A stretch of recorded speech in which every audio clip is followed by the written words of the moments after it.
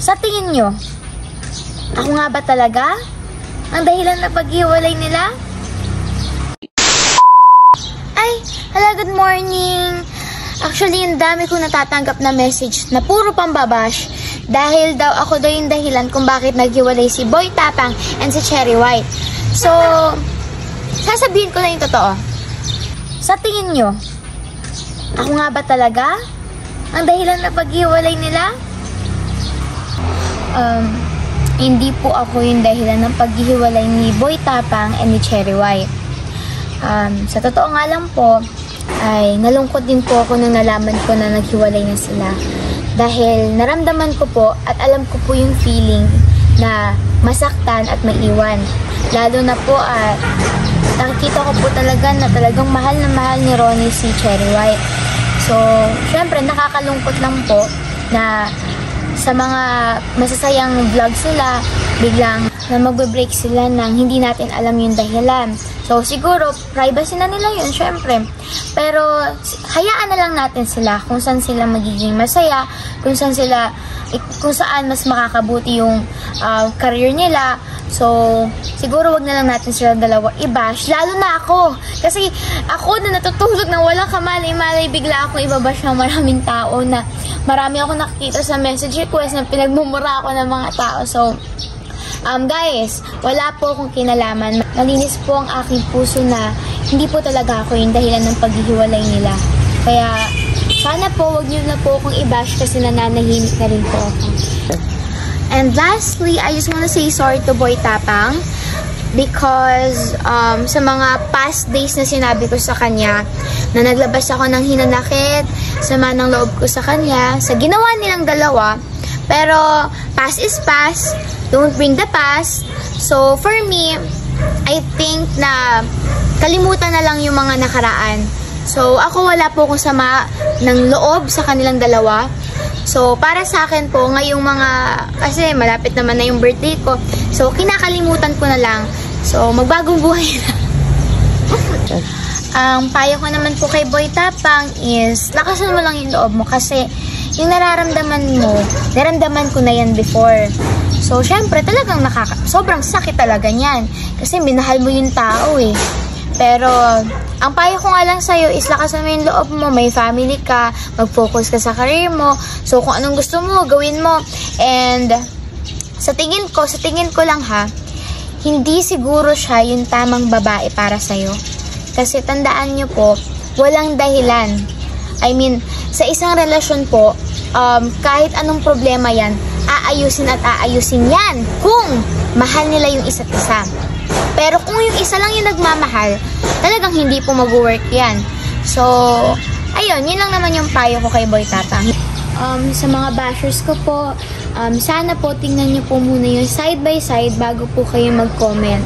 Kasi syempre po, nakakasakit na rin po yung mga sinasabi nyo, nasasaktan na po ako, and hindi ko po deserve na masaktan, hindi ko po deserve na mapagsabihan ng hindi maganda, at isisi sa kasalanan na hindi naman talaga totoo. So, ayan, gusto ko lamang pong magsabi sa inyo na sorry, ako na po yung magpapakumbaba, and kung hindi nyo po kaya mag-sorry sa akin, okay lang po, ako na po mismo magsasorry sa inyo.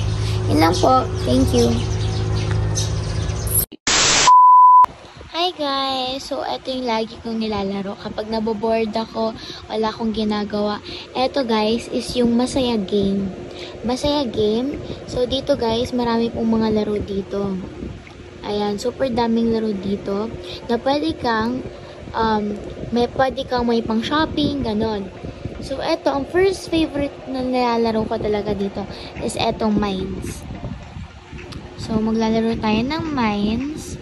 So, ang nakikita nyo guys, yung pera natin is 6 pesos. So, ipipindutin nyo tong start. Then, magkiklik lang kayo dito ng kahit anong gusto mo. But, dapat guys, maging be careful kayo kasi may bomba dyan. Okay. Uy. How about this one? So, dapat talaga be careful. Ay, shocks. How about this one? Okay? Nakabahan ako eh. Okay? Okay? Oh my God, guys! Nakikita niyo ba yan? Dito. Yan. So, syempre guys, after nyo maglaro, kung ayaw nyo na maglaro guys, i-withdraw nyo na yan, syempre. Ayan, i-withdraw nyo na to, i-click nyo yan. So, ayan. Kapag na-withdraw nyo yan guys, click nyo lang yan.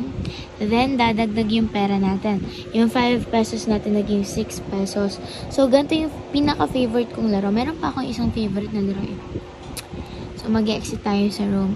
So, ang favorite naman na laro ko is etong saan ba yun? Etong Geely Slots. So, dito tayo sa ito yung favorite ko. Marami silang laro guys. Diba? Kita nyo ba yan? So, dito tayo sa Money Coming. Money Coming ba yung napindot ko? Pero guys, favorite ko lahat ng laro na yan. Dito tayo sa Mega Fishing. So, ayan. Ito yung Mega Octopus guys. Dito kikita ka din. Wait lang.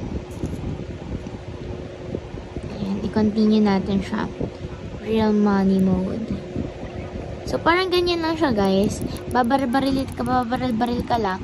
Then, kung sino yung mapatay mo, guys, magkakaroon ka ng pera. Ganyan. Look, diba? Tingnan niyo yung pera natin, guys. Dagdag. Tap-tap ako ng tap-tap dyan. Diba? Isa pa. Favorite ko din to eh. Okay. Kung ano yung makuha kong pera, guys. Ayan, guys, tingnan nyo, oh. Diba? Ang bilis. Tap-tap lang ako ng tap-tap dyan. Like, as in, wala akong ginagawa. O, diba? Tap-tap lang ako ng tap-tap dyan, guys. Ayan pa. Tap. Diba? Ganyan lang, guys. As in, super dali lang, diba? So, kumikita ako. Yan yung favorite ko, guys. Ito yung Mega Fishing. Then,